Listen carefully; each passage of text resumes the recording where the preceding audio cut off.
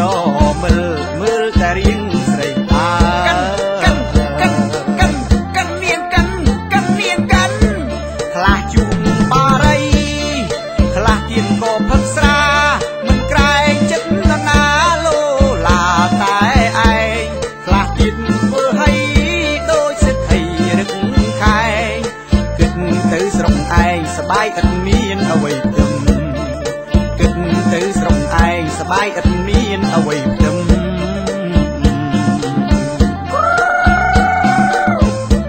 ខ្លះចូលចិត្តមើលល្ខោនចាំបីជីគេខ្លះទៀតពេលទំនេរញ៉ែតែគេអញចឹងខ្លះមុខញញឹមខ្លះទៀតក៏ធ្វើមុខដឹងភ្នែកសំឡក់សំឡឹងមិនដឹងការខឹងរឿងអីភ្នែកសំឡក់សំឡឹងមិនដឹងការខឹងរឿងអី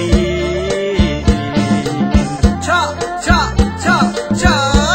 ខ្លះចូលចិត្តលេងលបែងឥតមានយានខ្មាស់ខ្លះទៀតនៅតែផ្ទាំងមិនព្រមទៅជួបគេឯង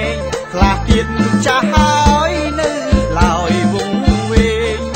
ពុលភ្លើងពុលផ្សែងបលែងជាមួយស្រីក្មេងពុលភ្លើងពុលផ្សែងបលែងជាមួយស្រីក្មេង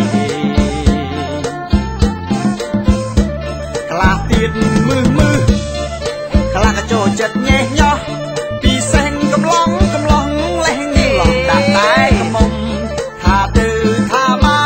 កត្រូវតែខ្លួនខ្ញុំពុកម៉ែពូមីងអ៊ំប្រកាន់ខ្ញុំអីអោពុកម៉ែមីងអ៊ំខ្ញុំគ្រាន់តែច្រៀងលេងទេ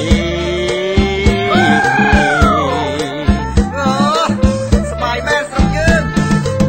ចាលោកគូថែមនាងថែមថយនាងថយថែមនាងថែមថយនាងថយ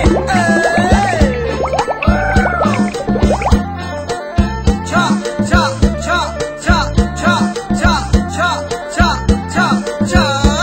ខ្លះទៅរំរែកខ្លះចូលចិត្តហឺហាខ្លះទៀតទៅវត្តទៅវាសិក្សារក្សាសិលខ្លះលេងកីឡាហាត់ប្រាណខ្លះទៀតក៏ខ្ជិលខ្លះទៀតរមើលតែរៀងស្រីខ្លះទៀតរមើលតែរៀងស្រីឆក់ខ្លះជុំបារីខ្លះទៀតក៏ផឹកស្រាមិនក្រែងចិត្តនរណាលោឡាតែឯងខ្លះទៀតធ្វើឲ្យដូចសិទ្ធិរឹកខែគិតទៅស្រុកឯងសបាយឥតមានអ្វីទឹម